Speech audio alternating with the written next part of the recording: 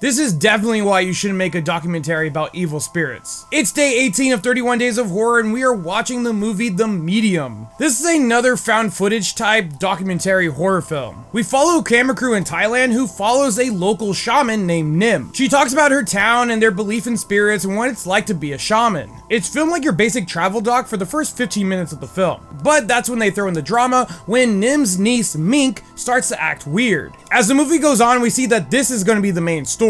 An evil spirit coming after Mink, all while Nim tries to figure out what is going on. This film is kind of long, being 2 hours and 10 minutes. When it hit the hour mark, I thought the movie was almost over because things were ramping up, and normally in found footage films, that's when things are about to end. I was kind of glad to see there was a lot more time to have more crazy stuff happen, but I do think the movie went on a little too long, and I think they could have cut 20 minutes off this film. I think an hour 45 would have been good for this kind of film. In this family, the spirit Ba Yan possesses whoever is going to be the shaman, and in this case, it's Nim. But it also passes down from generation to generation, and they think it's going into Mink. That's why they think that she's acting weird until they realize it's actually an evil spirit. With the niece's name being Mink, it honestly made me laugh because that's the funny little sound that you make when you're throwing punches, like mink, mink, mink, mink.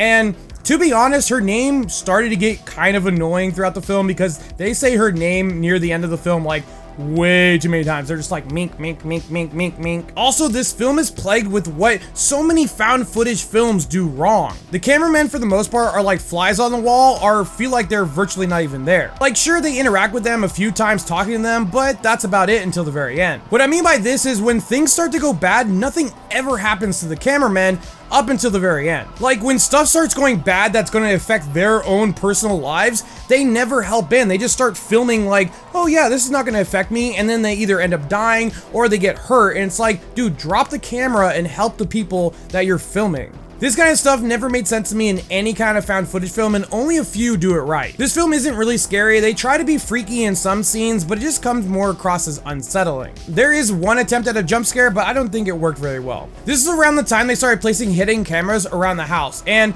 during this scene, I will say there are some disturbing scenes during this. It also isn't very violent, very little blood in this. They more so deal with shock value over showing you a lot of blood and gore. The ending kind of annoyed me because of the actions of one of the characters.